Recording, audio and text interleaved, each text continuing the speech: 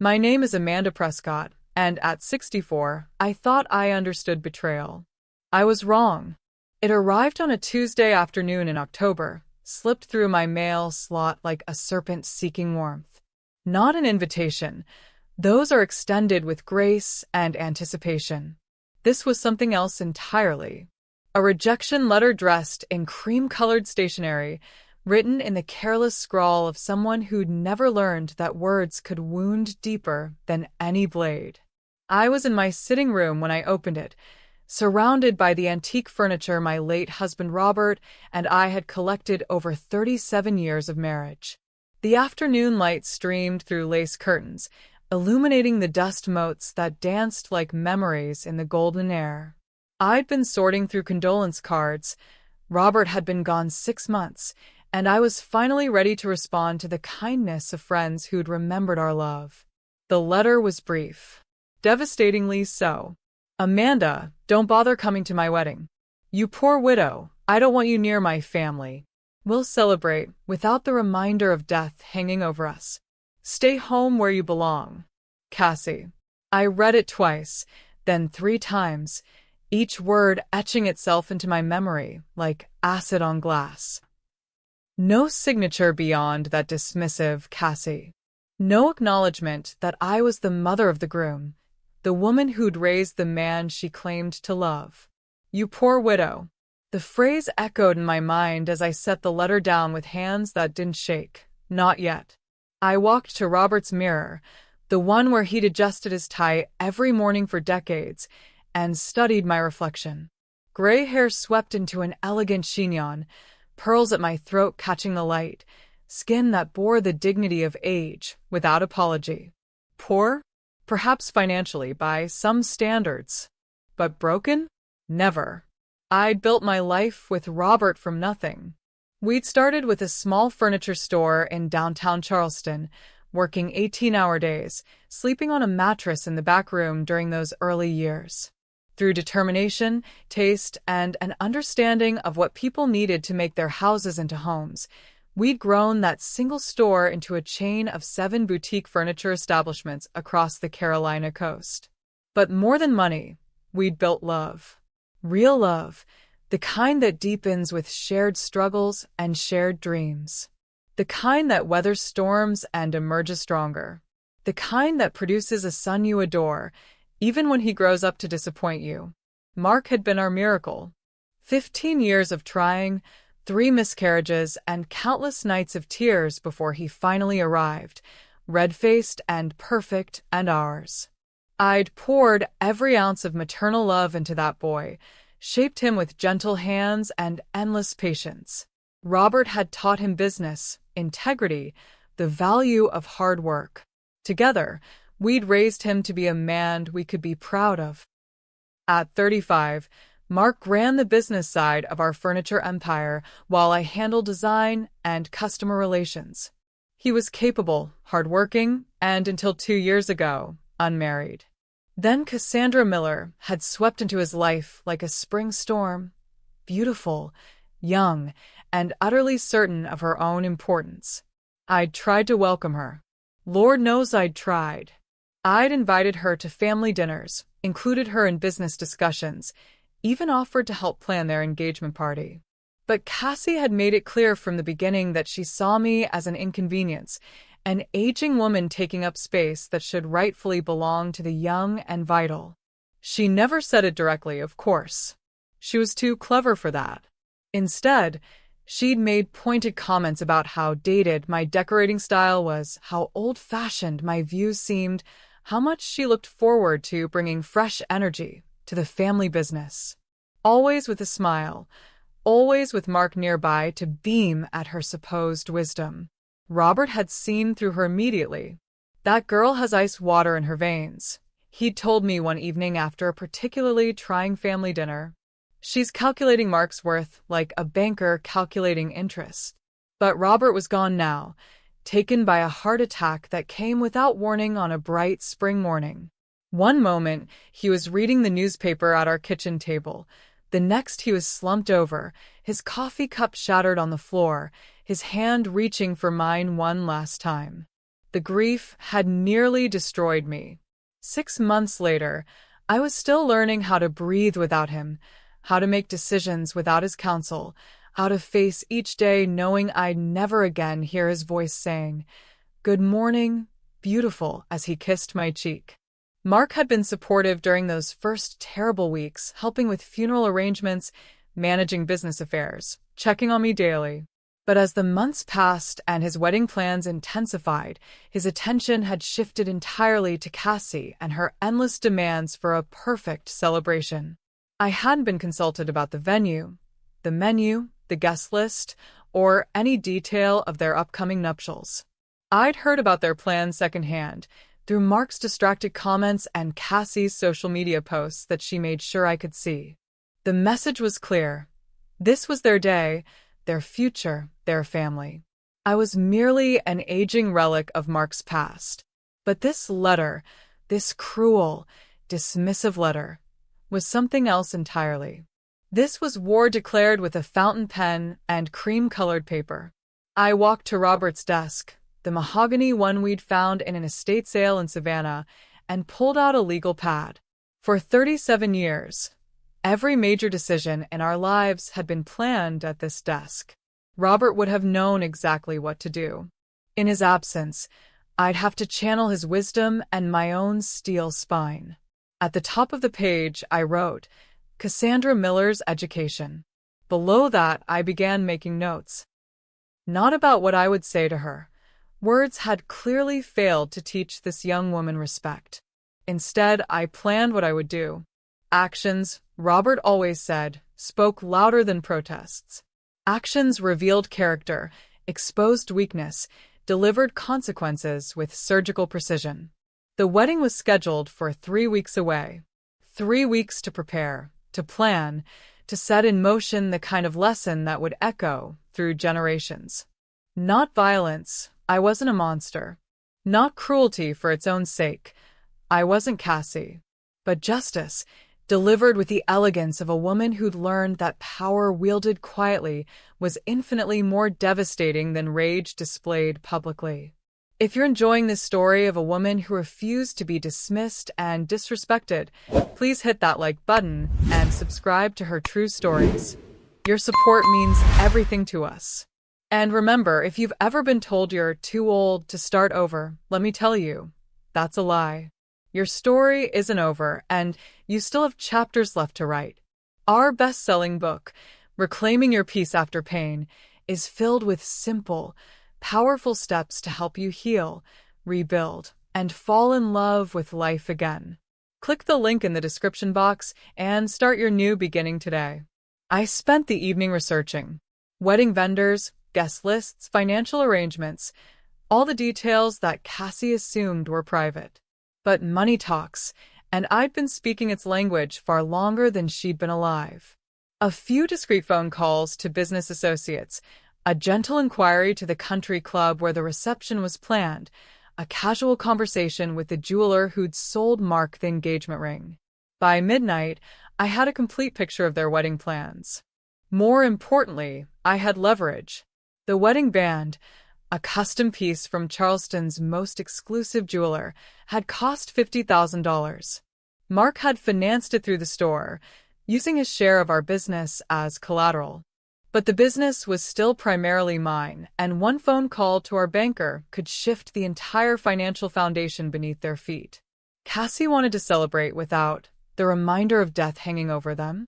How thoughtful. I'd make sure she got exactly what she'd asked for, a celebration she'd never forget, funded by the very woman she'd tried to erase. I sealed her letter in an envelope and placed it in Robert's desk drawer, next to the pearl necklace he'd given me on our first anniversary.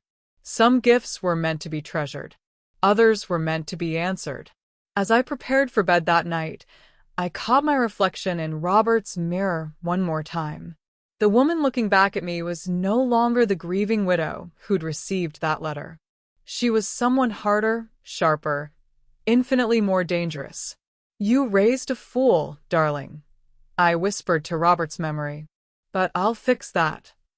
Tomorrow, I will begin Cassie's education."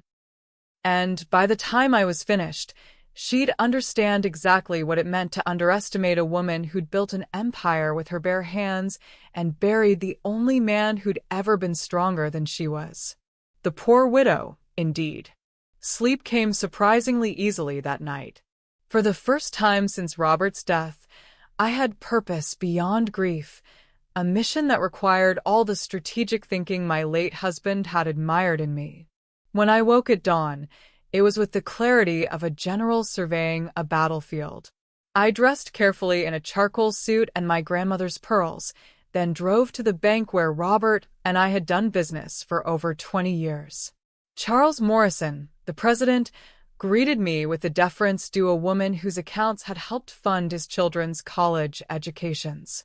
"Mrs. Prescott," he said, settling behind his mahogany desk with genuine warmth. "How are you managing? I know these past months have been difficult." "I'm finding my footing, Charles," I replied, arranging my handbag with deliberate precision. "Actually, I'm here about some financial restructuring. It's time I took a more active role in managing our assets." For the next hour, we reviewed the labyrinthine financial structure Robert and I had built over decades. The furniture stores, the real estate investments, the trust funds, all of it designed to provide security and eventually pass to Mark. But eventually was the operative word. While Mark drew a generous salary and had certain benefits, the controlling interest remained mine until my death. "I want to make some changes to Mark's access," I said, studying the documents spread before us. "Specifically, I want to require my personal approval for any loans or credit extensions secured by his business shares." Charles raised an eyebrow. "May I ask why? Has there been some difficulty?" "Let's call it a matter of ensuring he makes wise financial decisions," I said smoothly. "Young people sometimes make purchases they can't really afford, thinking inheritance will cover their mistakes." The changes were implemented within the hour. Mark's ability to use his business shares as collateral now required my signature, a signature he'd have to request in person, giving me the opportunity to ask pointed questions about his expenditures. My next stop was Whitmore Jewelers, the establishment where Mark had purchased Cassie's engagement ring and, according to my research, the $50,000 wedding band she'd been flaunting on social media.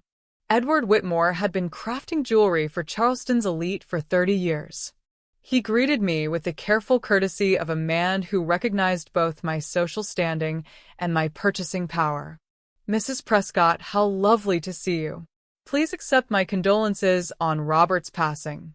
He was a true gentleman." "Thank you, Edward.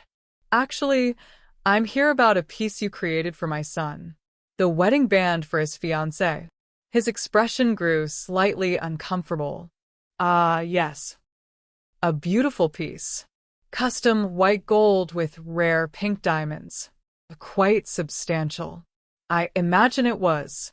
And I understand Mark financed it." "Well, yes. Given his position in the family business, we were happy to extend credit." I smiled the kind of smile that had closed difficult deals for decades. "Edward, I'd like to discuss settling that account. In full. Today." His eyes widened. A $50,000 payment would be a significant windfall for any jeweler, even one as successful as Whitmore.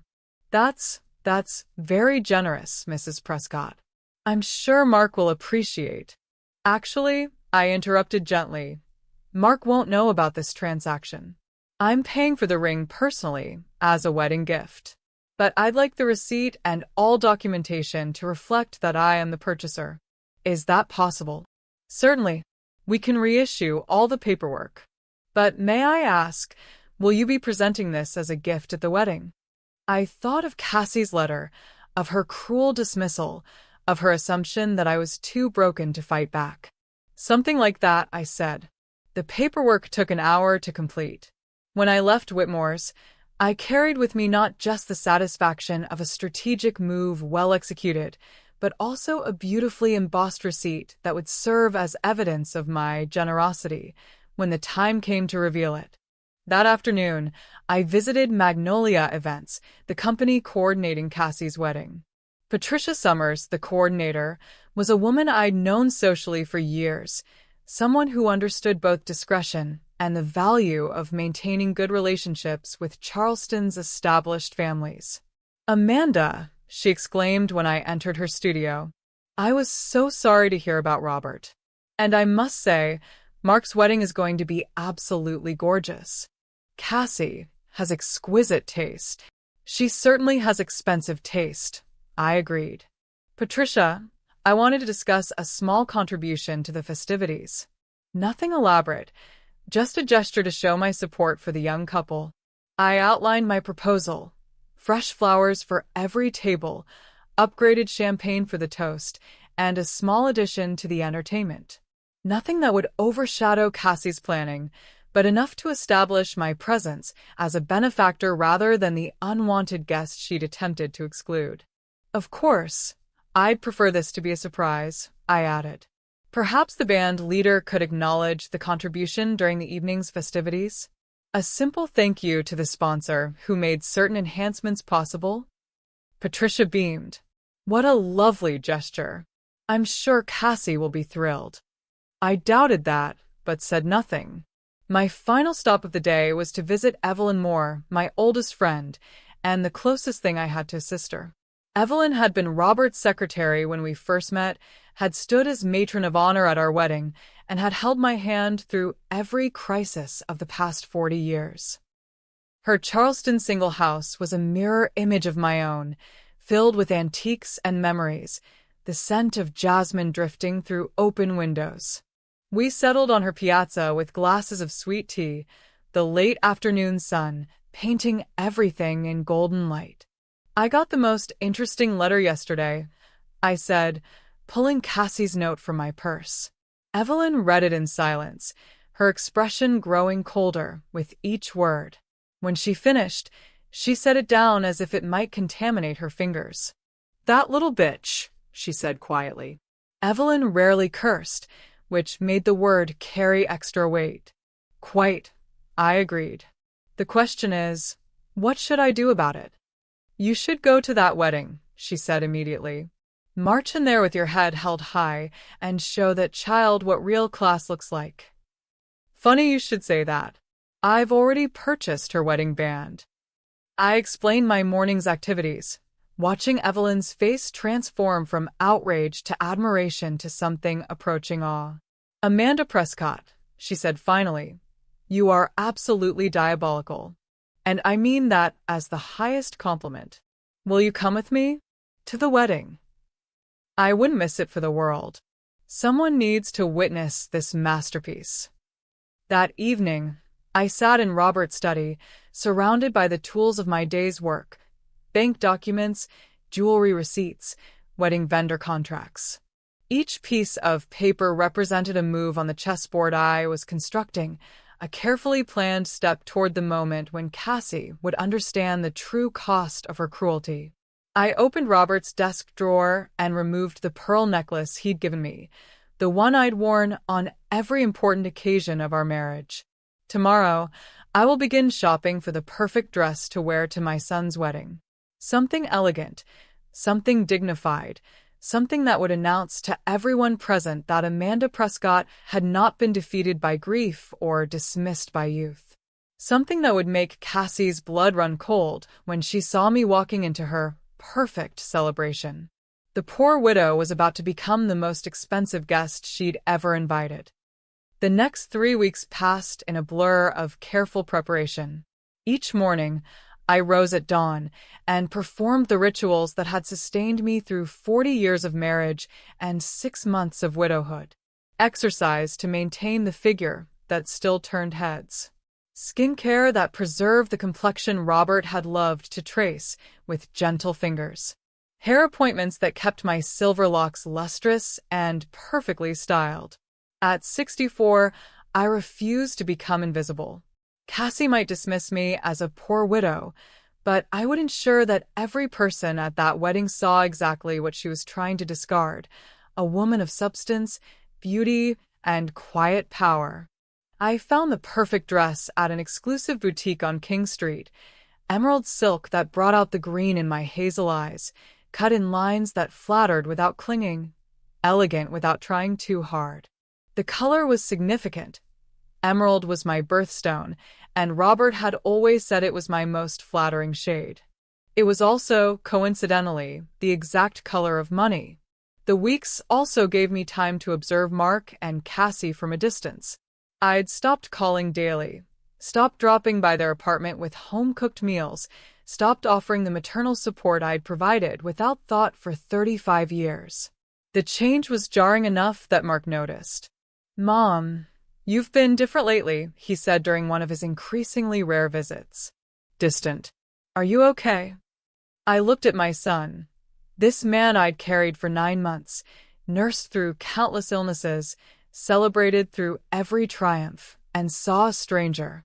When had he become someone who could stand by while the woman he claimed to love insulted his mother? When had his loyalty shifted so completely that he couldn't see the cruelty in Cassie's behavior? "I'm fine, darling," I said, pouring him coffee in the kitchen where I'd fed him breakfast every morning until he left for college. "Just adjusting to my new role in your life." "What do you mean?"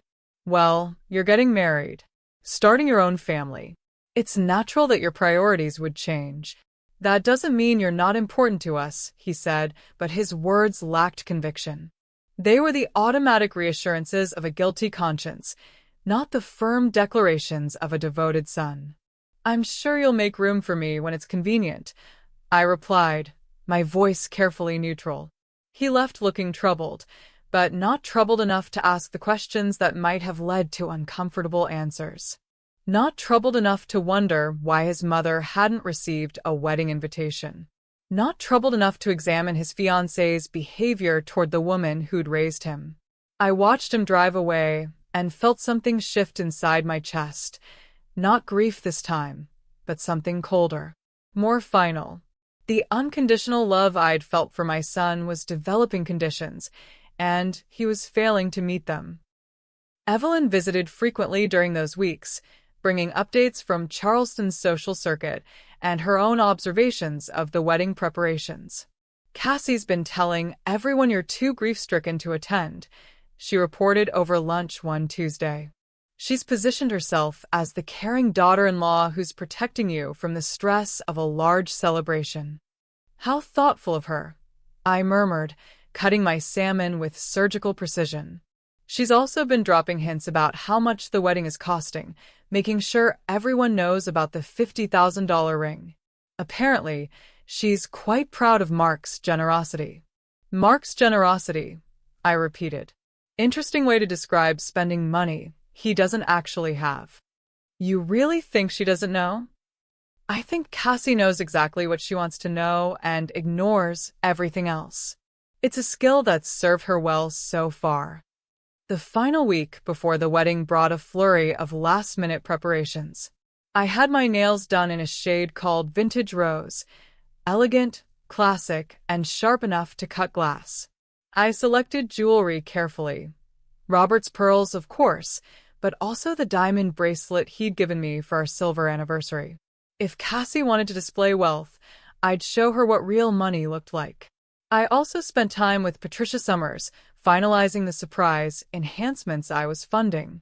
The upgraded champagne would be Dom Perignon, not the mid-tier brand Cassie had selected.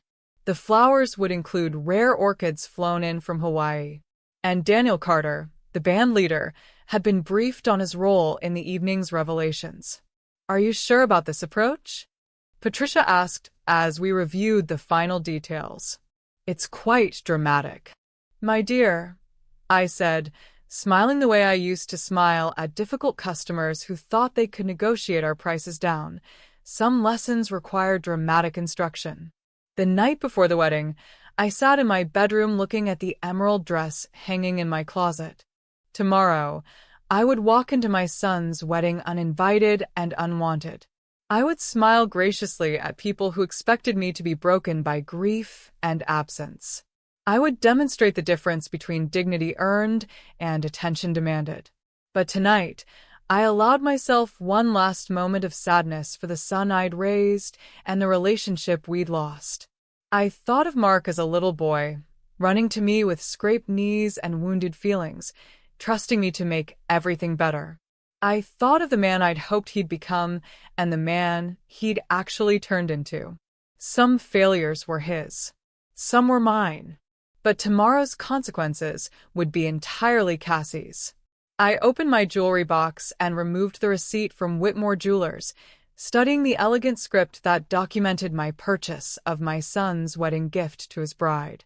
$50,000, enough to buy a car, to put a down payment on a house, to change someone's life. Instead, it had bought me the perfect weapon. I placed the receipt in my evening bag next to my lipstick and car keys. Tomorrow, it would serve as proof that generosity could be more devastating than cruelty, that kindness could cut deeper than insults, that a widow dismissed as poor could purchase an entire wedding without breaking a sweat. I looked at myself in Robert's mirror one final time, practicing the expression I would wear when I walked into that reception hall.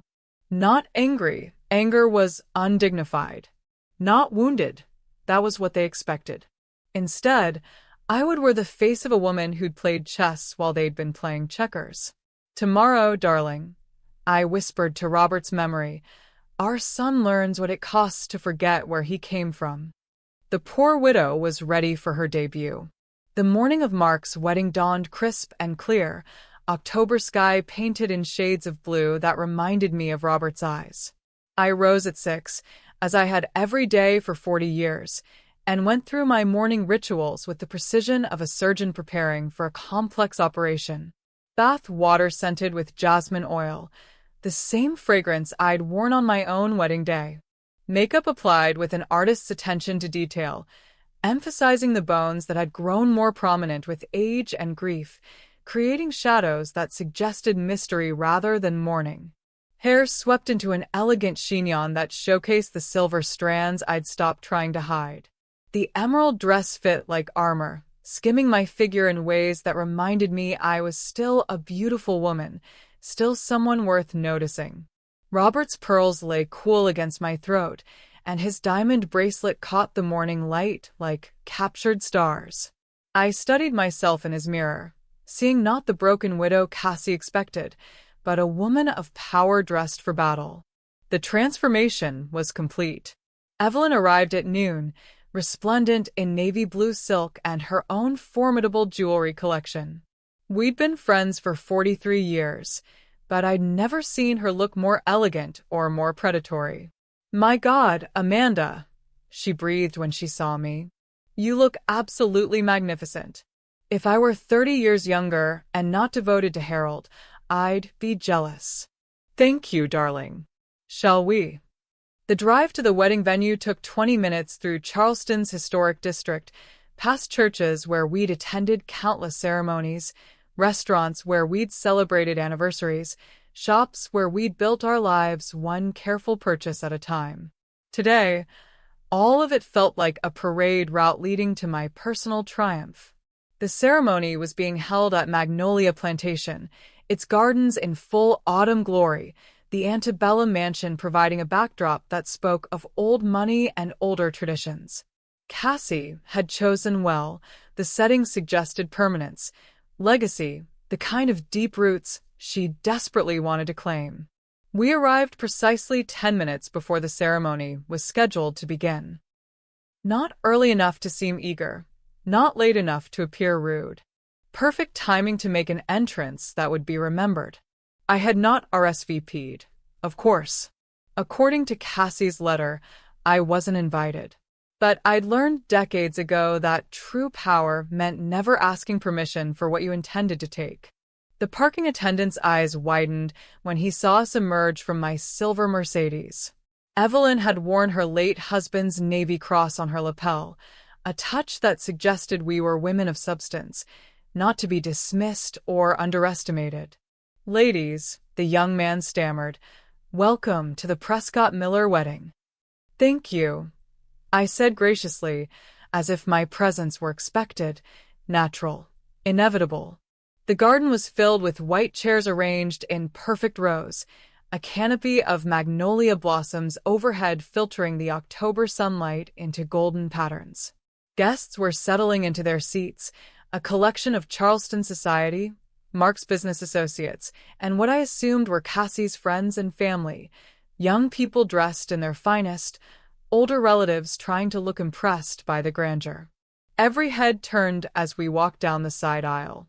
I heard my name whispered, saw shocked recognition in familiar faces, felt the ripple of surprise move through the crowd like a stone dropped in still water. "Amanda Prescott," someone murmured.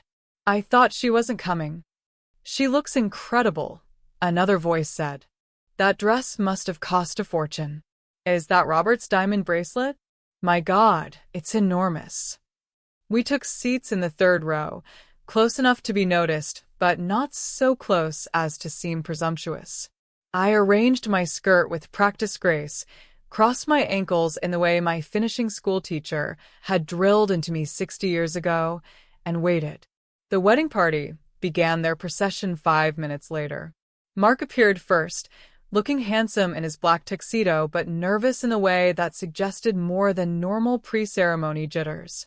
His eyes swept the crowd and froze when they found me. For a moment, our gazes locked across the garden. I saw confusion there, worry, a flicker of something that might have been shame. I smiled at him, not warmly, not coldly, but with the serene expression of a mother attending her son's wedding, as if my presence were the most natural thing in the world. He recovered quickly, but I caught the way his hand trembled as he adjusted his tie, the way he whispered something urgent to his best man.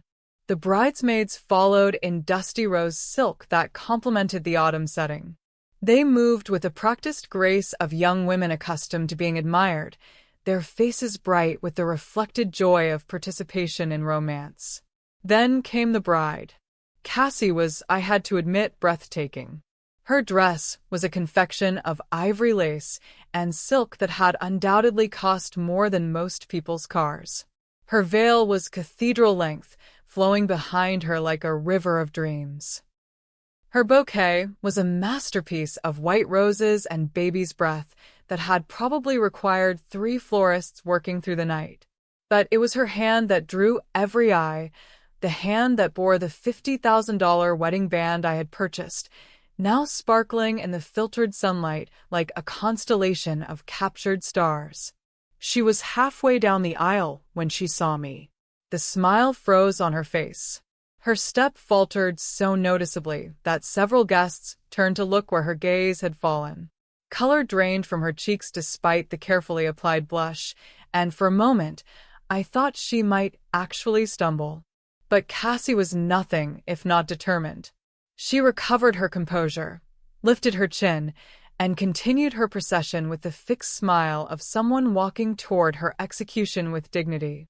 As she passed our row, she looked directly at me. The expression in her eyes was pure venom, rage, humiliation, and something that might have been fear all rolled into a look that would have wilted a lesser woman.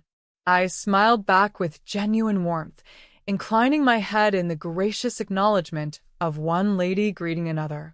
The kind of smile that said, "What a lovely surprise to see you, dear."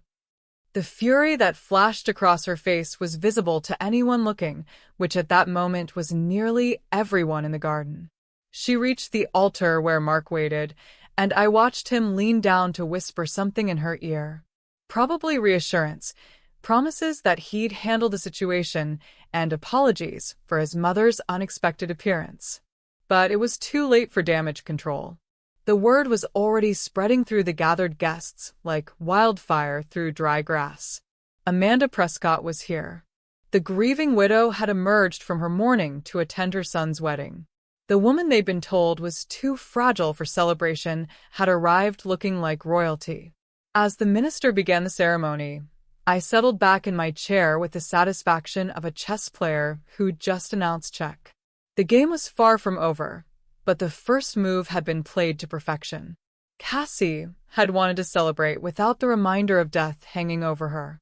Instead, she'd gotten the very much alive woman she'd tried to dismiss, dressed in emerald silk and diamonds, smiling like the cat who'd swallowed the canary. The poor widow, indeed. Don't forget to subscribe and hit the notification bell. Never miss one of our stories. And if this story is resonating with you, please share it with someone who needs to hear that it's never too late to reclaim your power. Your comments mean the world to us. Tell us about a time you had to stand up for yourself in the comments below. The ceremony proceeded with the polished perfection that only significant money could buy. Minister Peterson, who'd baptized Mark and officiated at Robert's funeral, spoke eloquently about love, commitment, and the joining of families. If he was surprised by my presence, he was too professional to show it. But I could feel the tension radiating from the altar like heat from a forge. Mark kept glancing in my direction, his composure cracking slightly each time our eyes met. Cassie maintained her bridal smile through sheer force of will, but I caught the moments when she thought no one was looking, the tight lines around her eyes, the way her bouquet trembled in her grasp. The vows they'd written themselves were a masterpiece of millennial sentiment and Instagram-worthy romanticism. Mark spoke of finding his soulmate and his complete other half, words that would have been touching if I had known how easily he'd chosen that soulmate over his mother. Cassie's vows focused heavily on their bright future together and the new family they were creating, with pointed emphasis on the word new. When Minister Peterson asked if anyone objected to the union, the traditional pause seemed to stretch into eternity. Every guest held their breath, and I felt dozens of eyes turn toward me, waiting to see if the uninvited mother might cause a scene. I sat in perfect stillness, hands folded in my lap, expression serene. I had no intention of objecting. Why stop a wedding when you could destroy it from within? The exchange of rings was particularly interesting to observe.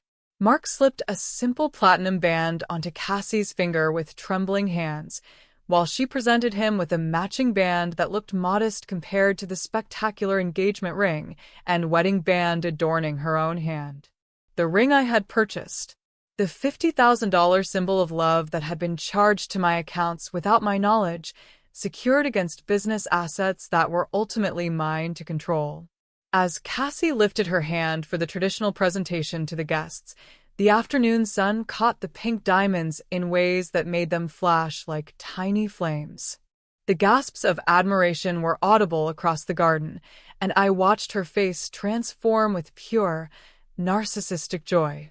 She was showing off my gift to her, preening in the spotlight of my unintentional generosity, basking in praise for a luxury she had no idea she hadn't earned. "Perfect. You may kiss the bride," Minister Peterson announced, and Mark lifted Cassie's veil with hands that had finally steadied. Their kiss was passionate enough to elicit cheers from the younger guests and approving nods from their elders. As they broke apart, Cassie's eyes found mine across the garden. She was radiant with triumph, secure in her victory, certain that whatever game she thought we'd been playing was now finished. She'd gotten her wedding, her ring, her public declaration of ownership over Mark's future. I applauded politely with the rest of the guests, my expression one of maternal pride and satisfaction. Let her think she'd won. The real game was just beginning. The recessional was a blur of rose petals and congratulations. As the wedding party moved back down the aisle, accepting the well wishes of their guests, I remained seated until the crowd began to thin. No need to rush. I had all evening to make my presence felt. "That was beautifully done," Evelyn murmured as we finally rose to follow the crowd toward the reception area. "Did you see her face when she spotted you?" "Like she'd seen a ghost," I agreed. "Though I suspect the evening will prove far more memorable than my dramatic arrival." The cocktail hour was held on the plantation's sweeping veranda, overlooking gardens that had witnessed 2 centuries of Charleston history. White-jacketed servers moved through the crowd with silver trays of champagne and hors d'oeuvres, while a string quartet played classical selections that provided elegant background music. I moved through the gathering with the grace of a woman completely comfortable in her social element. Old friends approached with genuine warmth, expressing surprise and pleasure at seeing me. "Amanda, "You look absolutely radiant," said Margaret Thornton, whose husband had been Robert's business partner for 15 years. "I have to say, I'm surprised to see you here. Cassie gave us the impression you were indisposed." "Indisposed?" I repeated with gentle confusion. How odd. "I've been looking forward to Mark's wedding for months." The lie was delivered with such sincerity that Margaret looked momentarily confused, probably wondering if she'd misunderstood Cassie's previous comments. "Well, you certainly look wonderful. That dress is stunning on you." "Thank you, dear. Robert always said emerald was my color." As I continued circulating, I began to notice the subtle dynamics at play.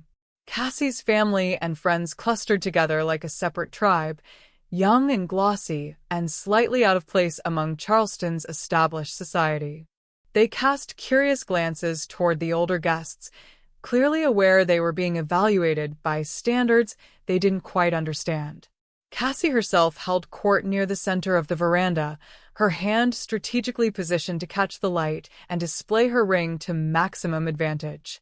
She was regaling a group of young women with what appeared to be the story of the ring selection, her voice carrying just far enough for me to catch fragments. "Custom designed. Pink diamonds are so rare." Mark insisted on only the best. Mark stood beside her, accepting congratulations with a slightly overwhelmed expression of a man who'd spent more money than he possessed and was trying not to think about the consequences. When he saw me approaching, I watched him excuse himself from his group and make his way over.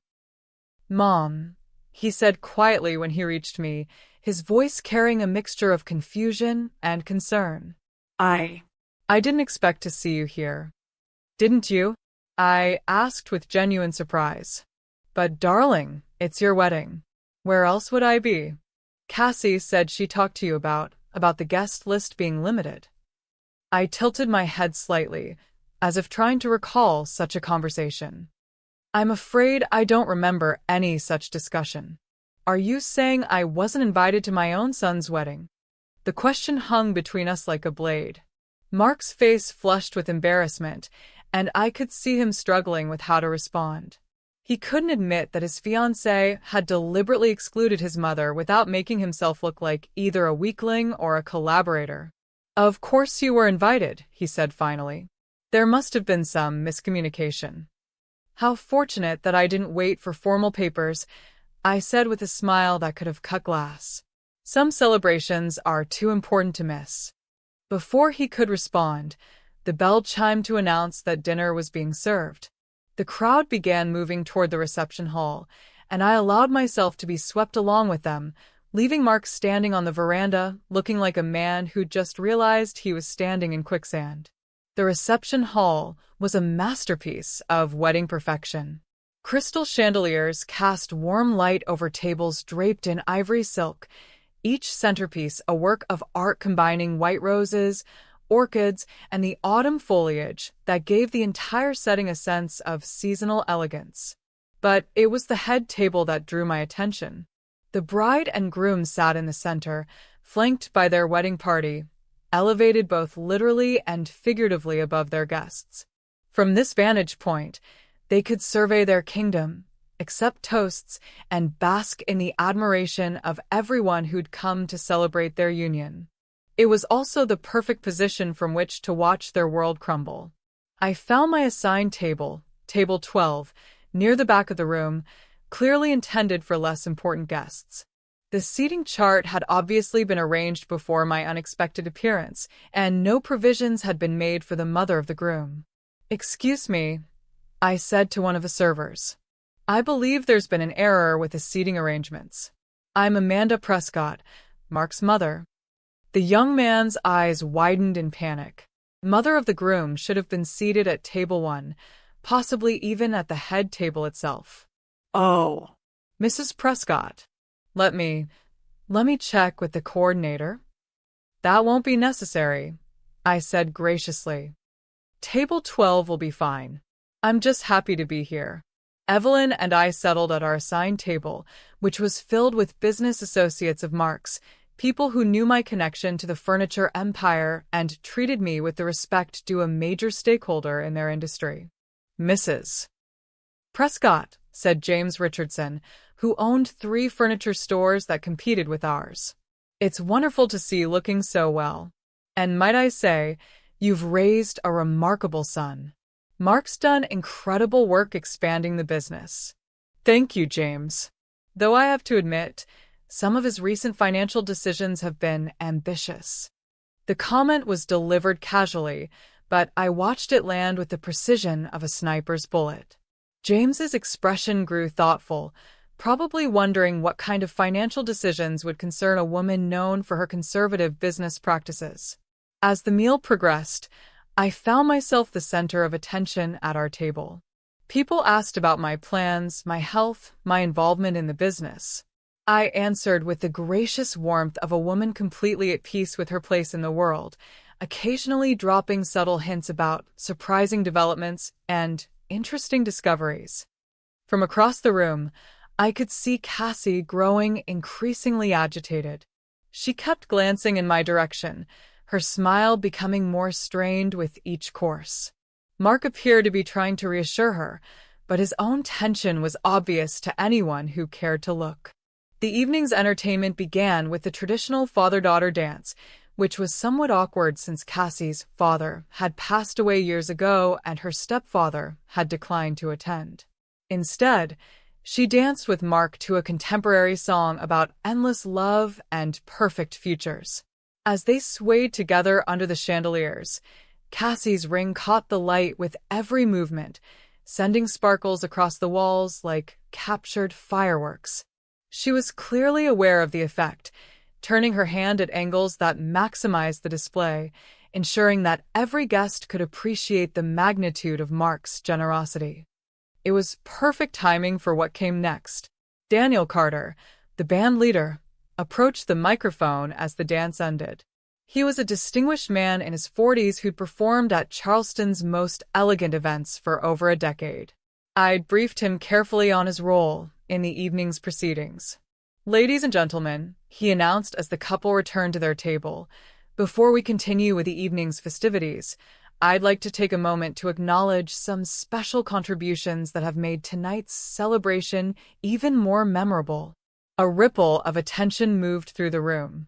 This wasn't part of the traditional wedding schedule, and guests turned toward the band with curious interest. As many of you have noticed, we've been able to provide some exceptional enhancements this evening: the upgraded champagne, the additional floral arrangements, and several other touches that have added to the elegance of this beautiful celebration. I felt every nerve in my body come alive with anticipation. Across the room, Cassie was watching the band leader with growing confusion, probably wondering what enhancements he was referring to. These special additions were made possible through the generosity of someone who wanted to ensure that this young couple's wedding day would be absolutely perfect. Daniel's eyes found mine across the crowded room, and I gave him the slightest nod. Ladies and gentlemen, please join me in thanking Mrs. Amanda Prescott for her gracious contributions to this evening's celebration. The spotlight that had been focused on the band swung across the room and found me at table 12. Suddenly, I was illuminated like an actress taking her bow, emerald silk and diamonds glittering under the theatrical lighting. The applause began slowly, tentatively, as guests processed what they'd just heard. Then it grew, building into something approaching an ovation as people realized the significance of what had been revealed. The uninvited mother had not only attended her son's wedding, she had helped pay for it. I rose gracefully, acknowledging the applause with the poise of a woman accustomed to recognition. I raised my champagne glass in a gesture that encompassed the entire room, then looked directly at the head table where Cassie sat frozen in horror. "Thank you," I said, my voice carrying clearly across the suddenly quiet room. "It's been my absolute pleasure to contribute to Mark and Cassie's special day. After all, what mother wouldn't want to ensure her son's happiness?" I paused, letting the words settle, then delivered the line I'd been rehearsing for 3 weeks. May your marriage shine as brightly as the ring I was so happy to purchase. And may you always remember that the most precious gifts come from the most unexpected sources." The silence that followed was deafening. Every eye in the room swung toward the head table, where Cassie sat with her mouth slightly open, staring at me with the expression of someone who just watched her perfect world explode. The wedding band on her finger, the symbol of Mark's love and generosity, suddenly felt like a shackle. The ring she'd been displaying so proudly was revealed as a gift from the woman she'd tried to exclude, purchased by the poor widow she'd dismissed. I lifted my champagne glass higher, still holding her gaze across the crowded room. "To the happy couple," I said with a smile that could have frozen hellfire. The guests raised their glasses and echoed the toast, but the words rang hollow in the sudden tension that filled the elegant room. Cassie's face had gone completely white, making her carefully applied makeup look like war paint. Mark appeared to be having trouble breathing. I sipped my champagne and settled back into my chair, satisfied with the opening salvo of what promised to be a very memorable evening. The real festivities were just beginning. The aftermath of Daniel's announcement rippled through the reception hall like a stone thrown into still water. Conversations resumed, but with an undercurrent of excitement that hadn't been there before. Guests kept glancing between the head table and table 12, sensing drama but not quite understanding its full implications. I remained serenely in my seat, accepting congratulations from my tablemates with the grace of a woman who'd simply done what any loving mother would do. The irony was delicious. I was being praised for generosity that had actually been strategic revenge. "Mrs. Prescott," said Eleanor Whitfield, whose daughter had been one of Cassie's bridesmaids, "what a lovely gesture. You must be so proud of Mark." "Indeed," I replied, watching as servers began clearing the dinner plates. Though I must admit, I had no idea he was planning such an expensive engagement ring. Young people today have such ambitious tastes.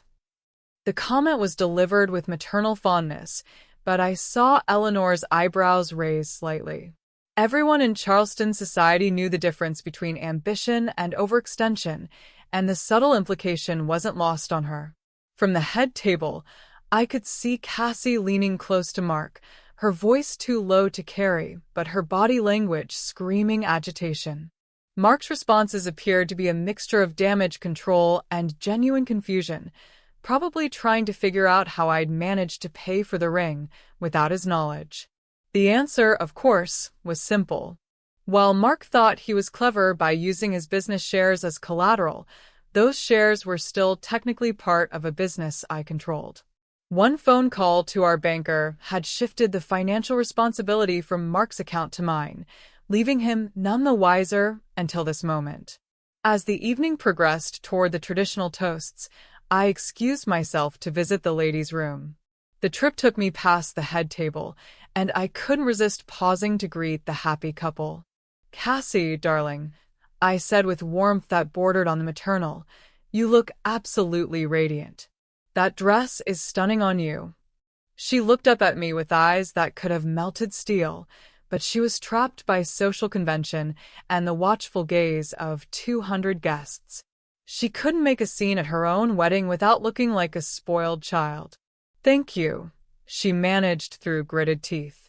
"And that ring," I continued, reaching out to gently touch her hand, "it's even more beautiful than I imagined it would be. The pink diamonds are so rare, so special. I'm so glad I could make sure you had exactly what you wanted." The words were a masterclass in passive aggression, delivered with such apparent sincerity that anyone overhearing would think I was being genuinely kind. But Cassie understood the message perfectly. I owned her most prized possession, and I wanted her to know it. "Mark," I said, turning to my son with the same warm tone, "I hope you'll save a dance for your mother later. It's been far too long since we've had a chance to talk properly."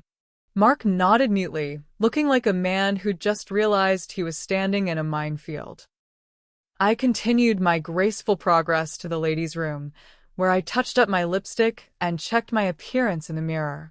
The emerald dress still looked perfect, my pearls still gleamed, and my expression still carried the serene confidence of a woman completely in control of her environment. When I returned to my table, the toasts were beginning. Mark's best man spoke first, delivering the kind of generic speech about friendship and happiness that could have applied to any wedding. A few of the bridesmaids followed with similarly forgettable remarks about Cassie's beauty and their friendship. Then came the moment I'd been waiting for. Before we conclude the toasts, Daniel announced from his position near the band, "We have one more speaker who'd like to share a few words." This wasn't part of the planned program. I could see Cassie's head snap up, panic flickering across her face as she scanned the room, trying to identify this unexpected addition to her carefully orchestrated evening. "Please welcome Mrs. Amanda Prescott." The spotlight found me again as I rose from my chair. 200 faces turned toward me with varying expressions of curiosity, anticipation, and concern. At the head table, Cassie looked like she might actually faint. I made my way to the microphone with the measured pace of a woman who'd never doubted her right to be heard. The room fell completely silent except for the soft rustle of silk and the distant sound of music from other parts of the plantation. "Good evening," I began, my voice carrying clearly through the excellent sound system. "For those who don't know me, I'm Amanda Prescott, Mark's mother, and as of today, Cassie's mother-in-law." A few polite chuckles rippled through the crowd. Evelyn caught my eye from our table and gave me an almost imperceptible nod of encouragement. "I want to begin by apologizing for my unexpected presence this evening. I know my attendance wasn't part of the original plan." I paused, letting that statement land. Several guests shifted uncomfortably, beginning to sense that this toast might not follow traditional lines. The remainder of the reception passed in a haze of forced celebration and whispered conversations. My toast had shifted the entire energy of the evening, transforming what should have been a joyous celebration into a source of speculation and uncomfortable tension. I remained at my table, graciously accepting the congratulations and comments of guests who approached me throughout the evening. Some expressed admiration for my honesty and strength. Others offered sympathy for what they now understood to be a family rift of significant proportions. "Amanda, that took tremendous courage," said Patricia Caldwell, whose family had been close to Robert and me for decades. "Some things need to be said, regardless of the setting." "Family is family," I replied simply. "Sometimes the most loving thing you can do is tell the truth, even when it's difficult to hear." From across the room, I watched the head table with the dispassionate interest of a scientist observing a reaction. Cassie had barely touched her dinner, her face maintaining a brittle smile that fooled no one. Mark appeared to be in damage control mode, leaning close to guests who approached their table, undoubtedly trying to minimize the impact of my words. But damage control was impossible when the damage was so public, so complete, and so thoroughly deserved. When the dancing began, I noticed that fewer people approached the head table. The bride and groom seemed isolated, cut off from the full celebration by the uncomfortable knowledge that family drama was playing out in front of 200 witnesses.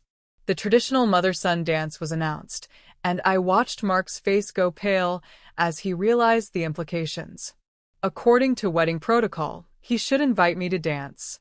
But given the tension of the evening and Cassie's obvious distress, the moment had become fraught with potential for further conflict. I solved the problem for him by remaining seated. When the band leader looked in my direction expectantly, I simply smiled and shook my head with gracious dismissal. Some dances, I'd learned, were more powerful when declined than when accepted. The evening concluded earlier than most wedding receptions. By 10 o'clock, guests were making their excuses and departing, the energy of celebration having been replaced by an awkwardness that made socializing feel forced rather than joyful. Evelyn and I were among the last to leave, gathering our belongings with the unhurried pace of women who'd accomplished exactly what they'd set out to do. That, Evelyn said as we walked toward the parking area, was the most magnificent performance I've ever witnessed. You destroyed her with kindness and killed her with generosity. I simply told the truth, I replied. Sometimes the truth is the most devastating weapon available. The drive home through Charleston's quiet streets gave me time to reflect on the evening's events. I'd achieved my primary objective, establishing my presence as a force to be reckoned with, someone who couldn't be dismissed or ignored. But the real work was just beginning. Over the next few days, the social aftermath of the wedding began to unfold with predictable precision.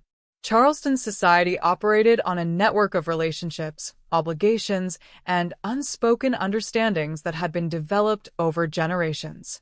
When someone violated those codes, as Cassie had done by excluding a mother from her son's wedding, consequences followed with mathematical certainty. The first indication came through Evelyn, who maintained connections throughout Charleston's social circles that rivaled any intelligence network.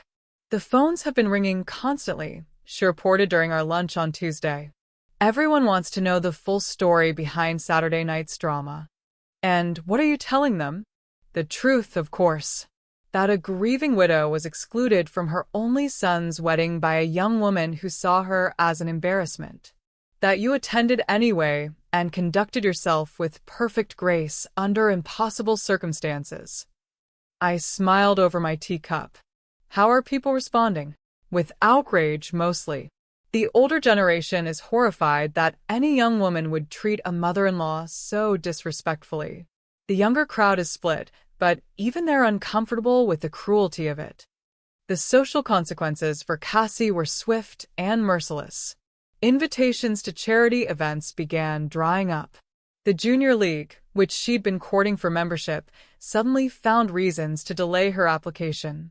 Even her gym membership at the exclusive country club where she'd been networking faced review due to concerns about character.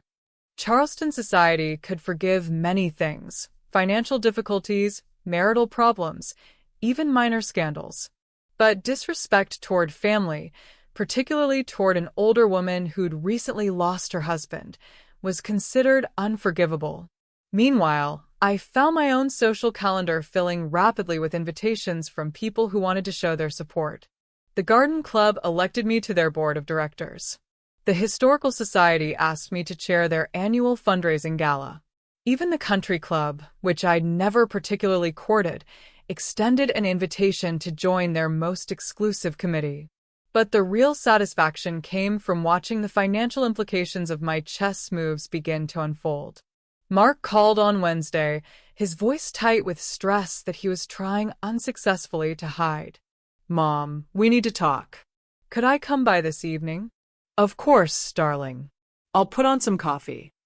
He arrived at 7 o'clock, looking haggard in a way that had nothing to do with post-wedding exhaustion. The confident businessman who'd escorted his bride down the aisle 3 days earlier had been replaced by someone who looked distinctly worried about his future. "How are you settling into married life?" I asked as I served coffee in my living room, the same room where he'd played as a child, where I'd helped him with homework, where I'd comforted him through every crisis of his young life. "Fine," he said automatically, then caught himself. "Actually, not fine. Mom, what you said at the wedding. Cassie is devastated. She's been crying for 3 days." "I'm sorry to hear that," I said and meant it. I took no pleasure in causing pain, only in ensuring that consequences were appropriately delivered. "She says you humiliated her in front of everyone she cares about." "Did I?" I asked with genuine curiosity. Because from my perspective, I simply acknowledged my contribution to your celebration and offered some thoughts about the nature of wealth and family relationships. "You made it sound like she was a gold digger. Did I use that term?" "I don't recall using that term." Mark ran his hands through his hair in frustration. "You didn't have to say it explicitly. Everyone understood what you meant." "What I meant," I said, setting down my coffee cup with deliberate precision, was that respect should flow both ways in a family. That excluding a mother from her son's wedding is cruel and unnecessary. That some things are more valuable than money, and some gifts come with prices that must be paid. About that, Mark's voice grew even more strained. The ring. Mom, how did you pay for the ring without me knowing? I smiled at him with the patient expression I'd worn when he was 7 and trying to understand long division. Darling, you used your business shares as collateral for the loan. But those shares are part of a business that I still control. When the jeweler needed payment, the bank naturally looked to the primary account holder. You could have told me. Could I? When would I have told you? During one of our regular conversations? Oh, wait. We haven't been having regular conversations, have we? You've been rather busy with your fiancé's demands and wedding preparations. That's not fair. Isn't it? I interrupted, and for the first time, steel entered my voice. Mark, when was the last time you called me just to talk? When was the last time you visited without needing something? When was the last time you showed any interest in how I was managing without your father? He opened his mouth to respond, then closed it again. We both knew the answers to those questions. The truth is, I continued more gently, you've been taking me for granted for months. You assumed I'd always be there, always be supportive, always be available to solve your problems and fund your dreams. You never considered that I might have feelings about being excluded from your wedding because you never really considered my feelings at all. We didn't exclude you, Mark. I reached into my purse and withdrew Cassie's letter, which I'd kept as evidence of her cruelty. Would you like to read the correspondence I received from your wife about my attendance at your wedding? His face went white as he read the brief, brutal message. When he finished, he set the letter down with shaking hands. I didn't know she sent this. Didn't you? Or did you simply choose not to ask too many questions about why your mother wasn't involved in planning your wedding? The silence stretched between us like a chasm. Finally, Mark spoke in a voice barely above a whisper. What do you want me to do? It was the wrong question. The question that revealed everything I needed to know about how he viewed our relationship. Not, how can I make this right? Or, how can I rebuild your trust? But what do you want me to do? As if my hurt feelings were a problem to be managed rather than a wound to be healed. I want you to understand something, I said, standing up and walking to the window that overlooked the garden Robert and I had planted together. Your father and I spent 37 years building something together. Not just a business, not just a house, but a life. A legacy. We did it for each other, and we did it for you. I turned back to face him, and I saw recognition dawning in his eyes.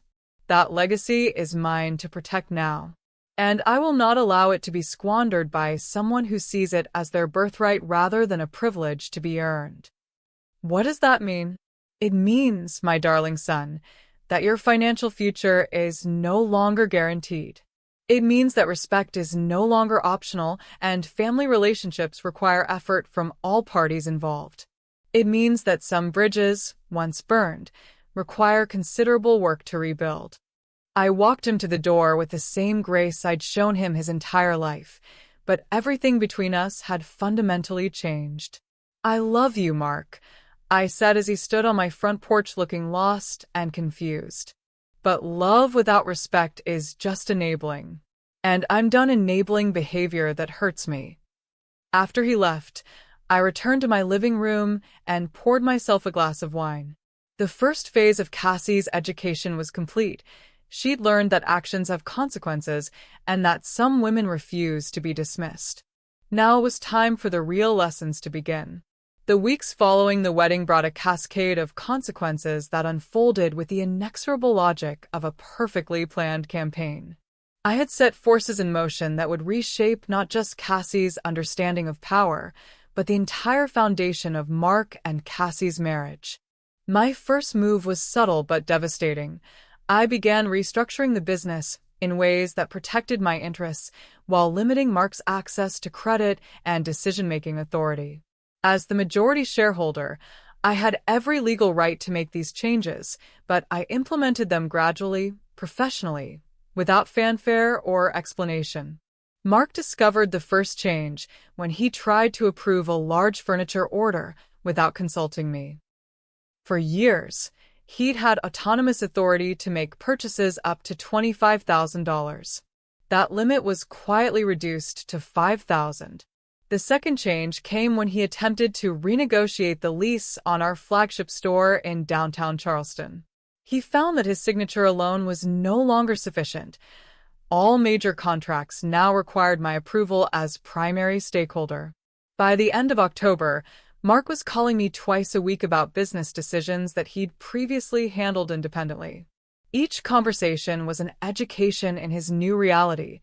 He worked for me, not with me, and that relationship could change at my discretion. "Mom, I don't understand why you're making these changes," he said during one particularly tense phone call. "I've been running the business side successfully for 5 years." "Have you?" I asked mildly, reviewing quarterly reports in my home office. "Because from where I sit, your recent financial decisions have been rather concerning. $50,000 jewelry purchases using business assets as collateral, for instance." That was one purchase. One purchase that cost more than some people make in a year. One purchase you made without consulting the primary owner of the collateral you used. One purchase that suggests a concerning disconnect between your personal desires and your business judgment. The silence on the other end of the line told me he was beginning to understand that his financial independence had been largely illusory, a privilege I'd extended that could be revoked at will. But the business changes were just the foundation for more personal consequences. Through my social connections, I began learning disturbing details about Cassie's behavior in the weeks since the wedding. She was, according to multiple sources, conducting a campaign of character assassination against me that was both vicious and remarkably stupid. "She's telling everyone you're a bitter old woman who's jealous of her youth and beauty," Evelyn reported during one of our weekly lunches. "She's claiming you're trying to control Mark's life out of spite." "Is she?" I asked with genuine interest. "How fascinating. And how are people responding to these claims?" "About as well as you'd expect. Charleston society doesn't appreciate young women who speak disrespectfully about their elders, especially when those elders are recently widowed and well-respected in the community." The social consequences for Cassie intensified throughout November. She found herself uninvited to events she'd previously attended, excluded from committees she'd hoped to join, and generally treated with the cool politeness that Charleston reserved for people who'd violated social codes. More importantly, the business community began treating Mark differently. Suppliers who'd extended favorable credit terms started requiring cash on delivery. The country club where we'd held our corporate membership for 20 years quietly suggested that Mark's individual membership application might face review. Even their new apartment became a source of stress. The luxury unit they'd rented was far beyond Mark's actual salary, affordable only because they'd anticipated access to family money that was no longer guaranteed. By December, the financial pressure was showing in their relationship. Evelyn's grandson worked at the bank where Mark and Cassie held their personal accounts, and family gossip had a way of traveling through multiple generations. The reports I received were concerning. Overdraft fees, bounced checks, heated arguments in the bank lobby about spending and budgets. The breaking point came just before Christmas. I was attending the hospital charity gala, an annual event that raised money for the children's wing Robert and I had helped fund, when I noticed Cassie across the ballroom. She was wearing a dress that had probably cost more than most people's monthly rent, her hair and makeup professionally done, her jewelry sparkling under the chandeliers. She was also clearly intoxicated.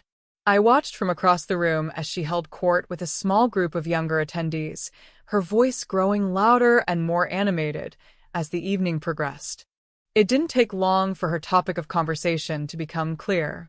"Manipulative old bitch thinks she can control everyone," I heard her say during a brief lull in the orchestra's performance. Just because she has money doesn't mean she can ruin people's lives. The group around her was growing increasingly uncomfortable with her public display, but Cassie seemed oblivious to their discomfort. She was working herself into a fury, fed by champagne and months of accumulated resentment. And that ring. She acts like buying one ring makes her some kind of saint. She's just a lonely old woman with nothing better to do than destroy other people's happiness. That was when she noticed me watching her. The effect was immediate and dramatic. Her face flushed red, then went completely white. She swayed slightly on her feet, whether from alcohol or shock. I couldn't tell. I smiled at her across the crowded ballroom. Not a cruel smile, but the serene expression of a woman who'd just received confirmation of everything she'd suspected about her daughter-in-law's character. Then I turned away and continued my conversation with the hospital's board chairman as if nothing had happened. The next morning brought a phone call I'd been expecting. "Mrs. Prescott?" The voice was unfamiliar, professional, cautious.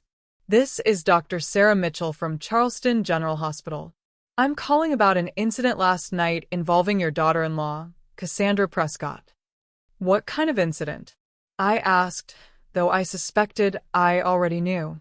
"She was brought in around midnight with alcohol poisoning. She's stable now, but..."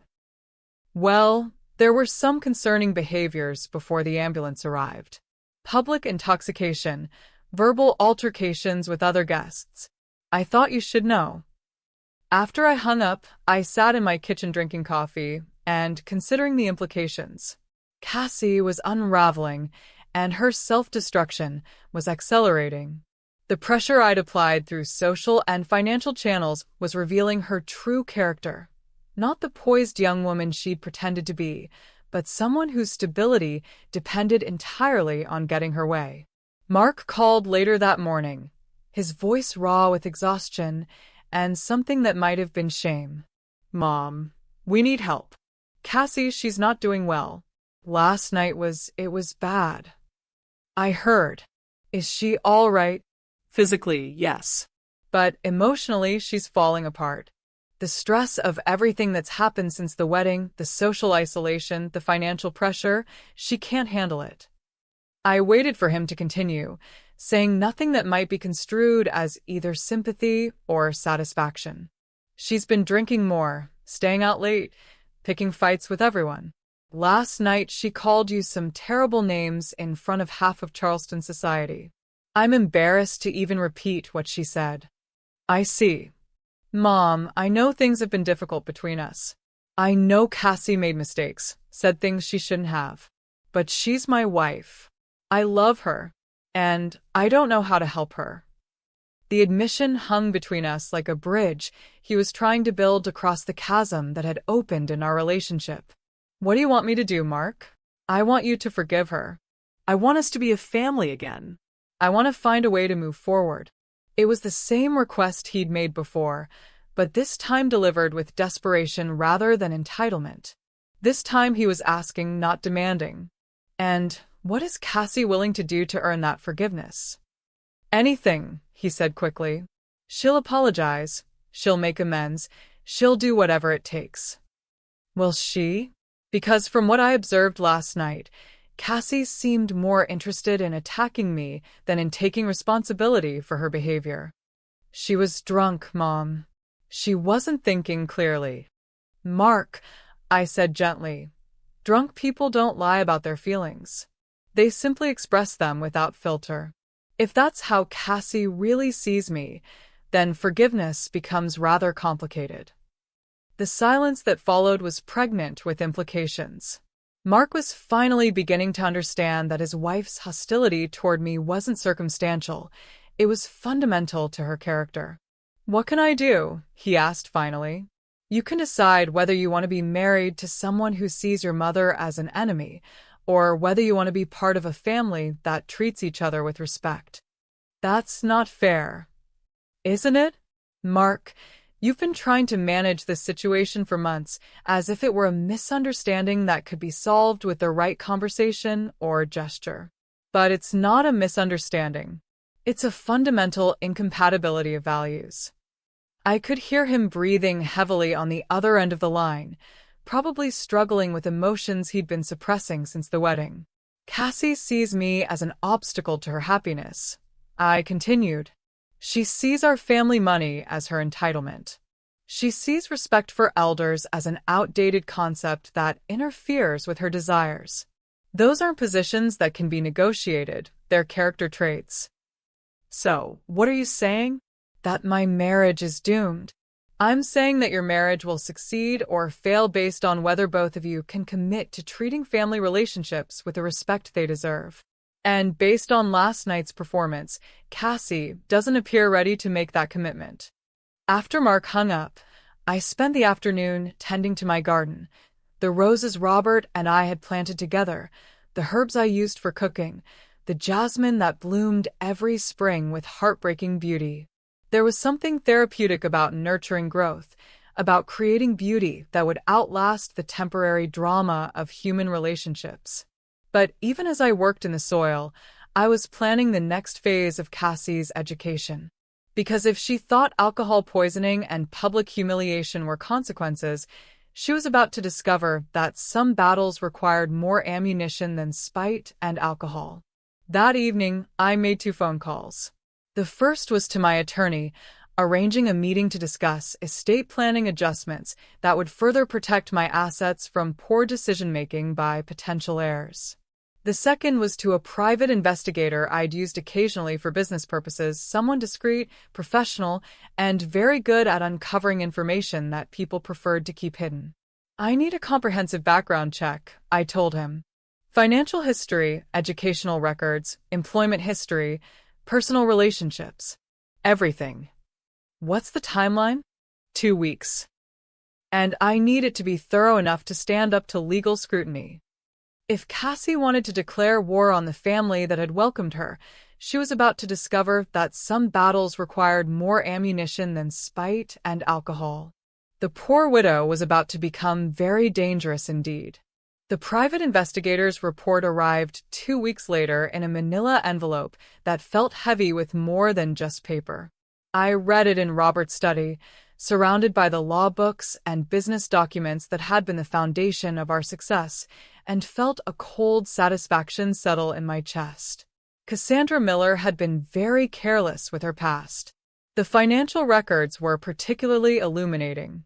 Before meeting Mark, she'd declared bankruptcy twice, once at 23 after maxing out credit cards on luxury purchases, and again at 26 when a failed business venture left her with substantial debts.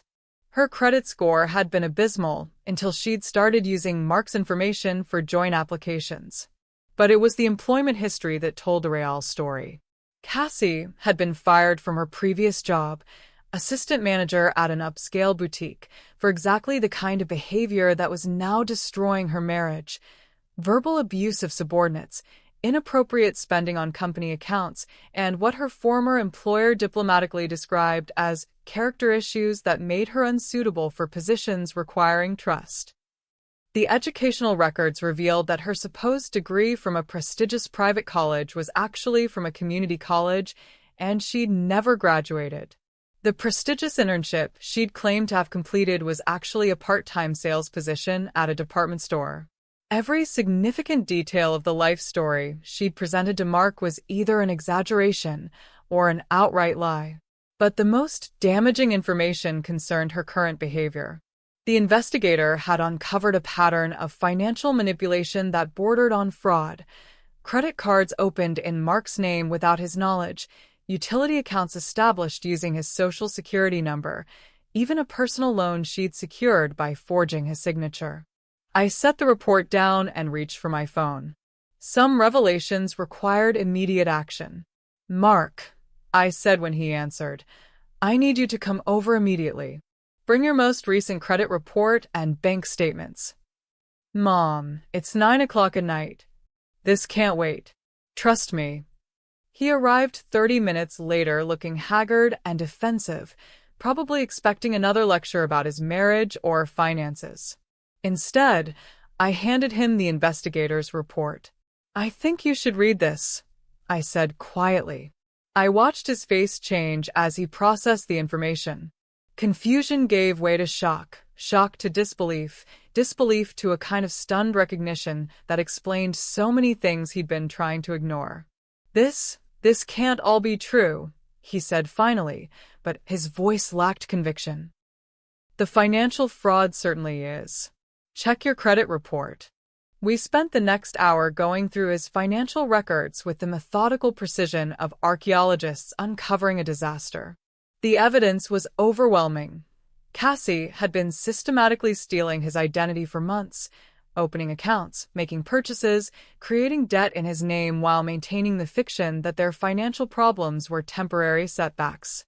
$15,000, Mark said, staring at a credit card statement for an account he'd never opened. She spent $15,000 on, what even is this? Clothes? Jewelry? Spa treatments. The question, I said gently, is what you're going to do about it. I need to confront her. I need to understand why. Mark. I touched his hand the way I used to when he was little and facing difficult truths. You need to call the police. I can't turn in my own wife. She's committed multiple felonies. Identity theft, fraud, forgery. These aren't marital problems, they're crimes. But if I report her, she'll be arrested. She could go to jail. I looked at my son, this man I'd raised to be honest and kind, who is now trapped in a marriage built on deception, and felt a mixture of love and frustration that nearly overwhelmed me. And if you don't report her, she'll continue stealing from you until you have nothing left. Mark, this isn't a mistake or a momentary lapse in judgment. This is a pattern of criminal behavior that started before she met you and has only gotten worse. We sat in silence for several minutes. The weight of the evidence spread between us like a roadmap of betrayal. What kind of man turns in his own wife? He asked finally. The kind of man who understands that enabling criminal behavior isn't love, it's cowardice. The words were harsh but necessary. Mark needed to understand that his misplaced loyalty was part of the problem, not the solution. She'll say I'm abandoning her when she needs me most. She abandoned you the moment she decided your identity was something she could steal for her own benefit. I called my attorney the next morning and arranged for Mark to meet with a criminal defense lawyer, not to defend Cassie, but to protect himself from any legal consequences of her actions. Some of the fraudulent accounts could potentially impact his credit and financial standing for years if not handled properly. The meeting with Detective Raymond Briggs took place 3 days later in a sterile conference room at the Charleston Police Department. Detective Briggs was a serious man in his 50s who'd clearly seen enough white-collar crime to understand both its complexity and its impact on families. Mr. Prescott, he said as we reviewed the evidence, I want you to understand that filing these charges will likely result in your wife's arrest. Are you prepared for that outcome? Mark looked at me, then back at the detective. What happens if I don't file charges? Then she continues to have access to your financial information and the ability to create new debt in your name. And if she escalates to more serious fraud, mortgage fraud, business loan fraud, you could potentially be held liable for her actions. And if I do file charges, she'll be arrested probably within 48 hours. Given the amount of money involved and the pattern of behavior, she'll likely face felony charges that could result in significant jail time. Mark signed the paperwork with hands that shook slightly, but his signature was clear and decisive. Cassie was arrested 2 days later. I wasn't there to witness it, but Evelyn's grandson happened to be visiting friends in Mark and Cassie's apartment complex when the police arrived. According to his account, Cassie had answered the door in her bathrobe, probably expecting a delivery or neighbor. Instead, she found 2 uniformed officers with an arrest warrant. She screamed, he told Evelyn, who relayed the story to me with barely concealed satisfaction. Not just yelling, but actual screaming like someone was attacking her. The neighbors came out to see what was happening. How did she handle the actual arrest? About as well as you'd expect. demanding to know what she was being charged with, insisting there had been a mistake, threatening to sue everyone involved. She was still screaming when they put her in the police car. The local news picked up the story within hours. Local woman arrested for identity theft and fraud. And while they didn't use her full name or mention the family connection, anyone who cared to investigate could easily piece together the details. Mark called me that evening, his voice hollow with exhaustion and something that might have been relief. "It's done," he said simply. "She's in custody. Bond hearing is tomorrow. How are you feeling?" "Like I've been living in a nightmare for months and just woke up. Like I don't know who I was married to. Like I don't know who I've become." The last comment revealed more than he probably intended. Mark was finally beginning to understand that his willingness to ignore Cassie's behavior, to make excuses for her cruelty, to enable her lies, had made him complicit in his own destruction. "What happens now?" he asked. "Now you begin the process of rebuilding your life based on truth instead of illusion. Will you help me?" The question hung between us like a bridge he was trying to rebuild. For the first time since this whole ordeal began, I heard genuine humility in his voice, not the manipulative pleading he'd used before, but authentic recognition that he needed guidance from someone whose judgment he'd foolishly dismissed. "That depends," I said, "on whether you're ready to learn the lessons this experience is trying to teach you." "What lessons?" "That respect isn't optional in family relationships. That enabling bad behavior isn't kindness. That some people will take everything you offer and still demand more. That true love requires wisdom, not just emotion."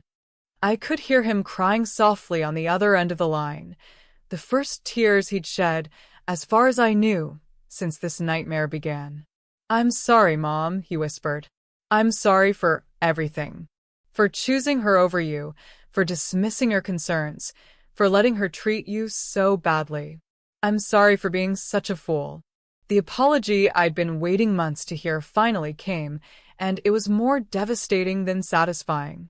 Because it meant my son had finally learned the cost of his choices, a lesson that had required the destruction of his marriage, his financial security, and his faith in his own judgment.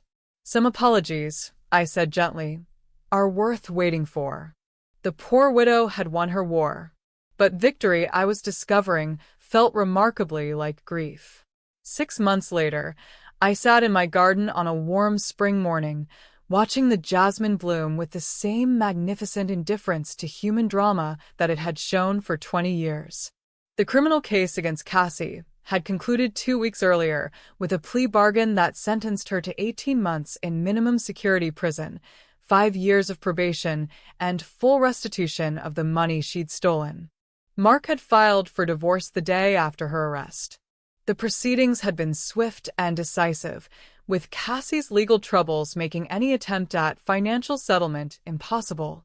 She'd left Charleston immediately after her sentencing, returning to Ohio to live with relatives who were reportedly less than thrilled to welcome home their criminal family member.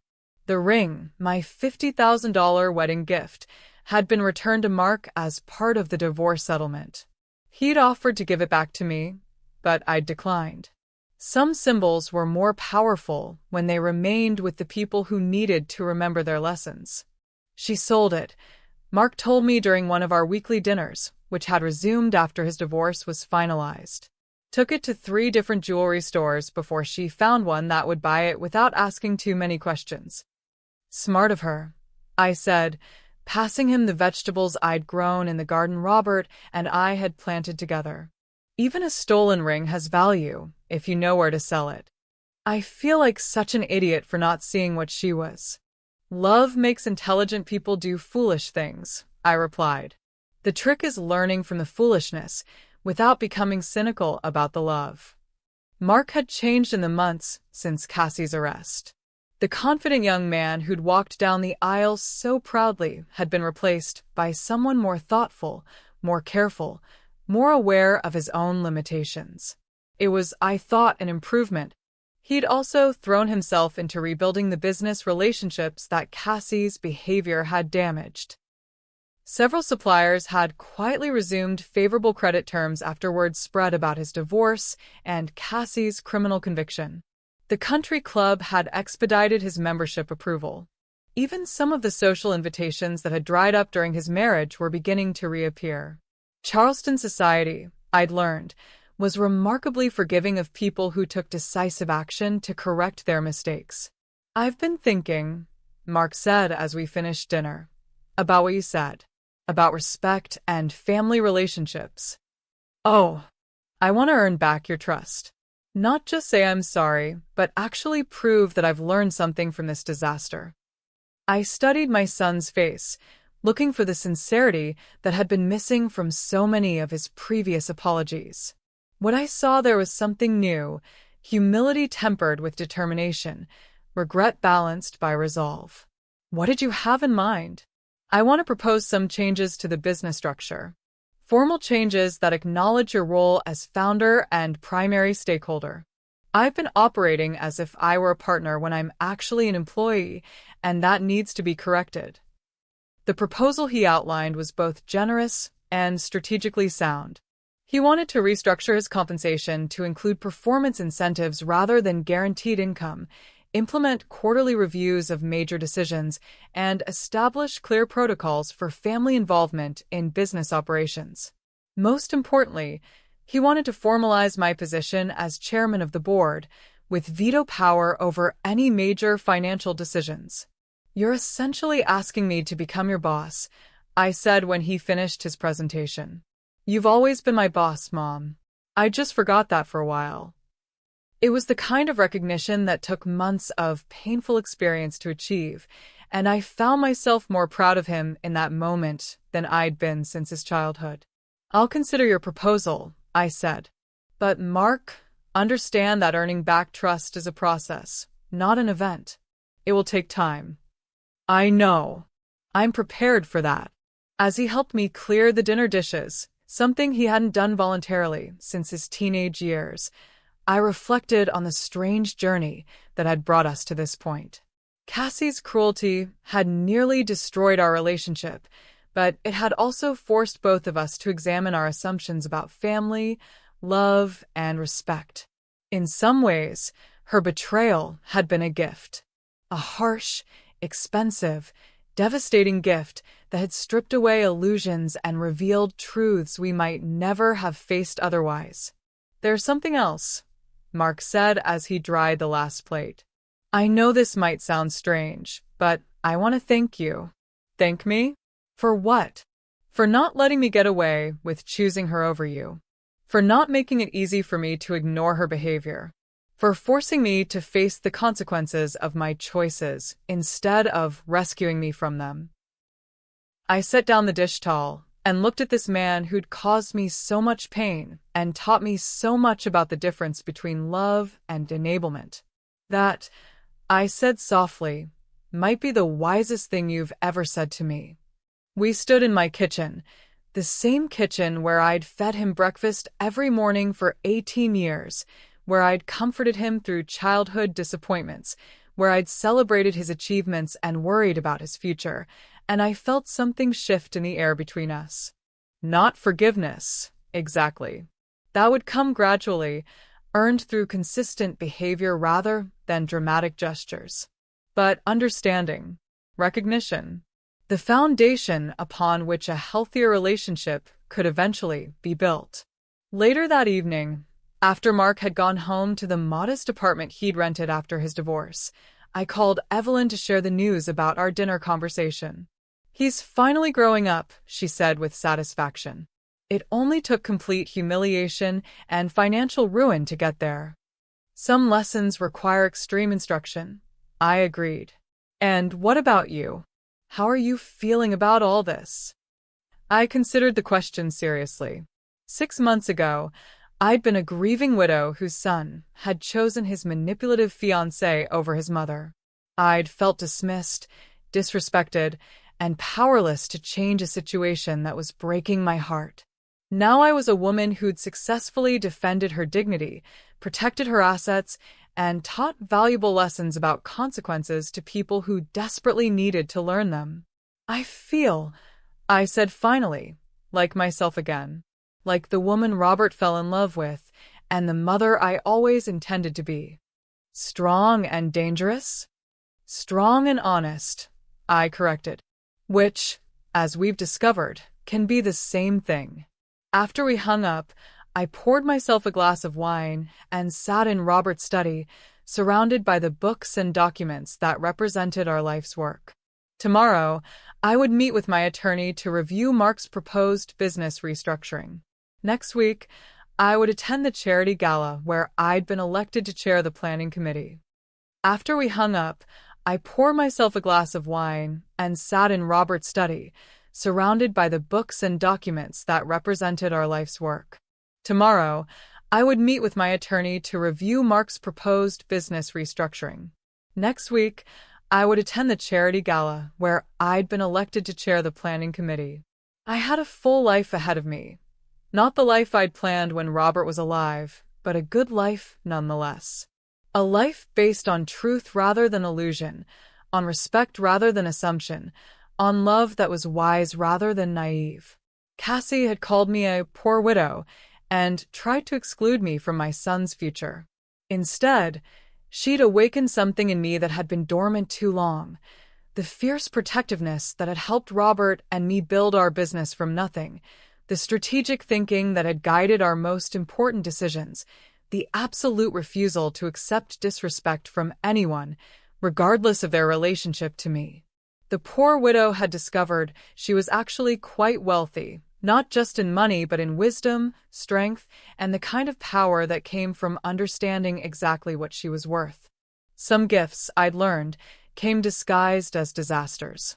Some victories required losing everything you thought you wanted in order to discover what you actually needed. And some battles could only be won by women who'd finally stopped being nice and started being formidable. I raised my wine glass to Robert's portrait on the mantelpiece, the man who'd loved me fiercely and taught me to value myself appropriately. Well, darling, I said to his smiling face, our son has finally learned what it means to respect the woman who raised him. It only took a criminal for a daughter-in-law and a public humiliation to get there. The poor widow smiled back at her reflection in the window, and what she saw there was a woman who'd fought for her dignity and won. Some endings, I realized, were actually beginnings in disguise. Thank you for joining us for another powerful story from her true stories. Amanda's journey reminds us that it's never too late to stand up for yourself, demand respect, and show people who try to dismiss you exactly what you're capable of. If this story resonated with you, please like this video, subscribe to our channel, and share it with someone who needs to hear that their worth isn't determined by how others treat them. Remember, you are stronger than you know, more valuable than anyone who doesn't see it deserves to discover, and absolutely capable of writing your own victory story. Until next time, keep fighting for the respect you deserve.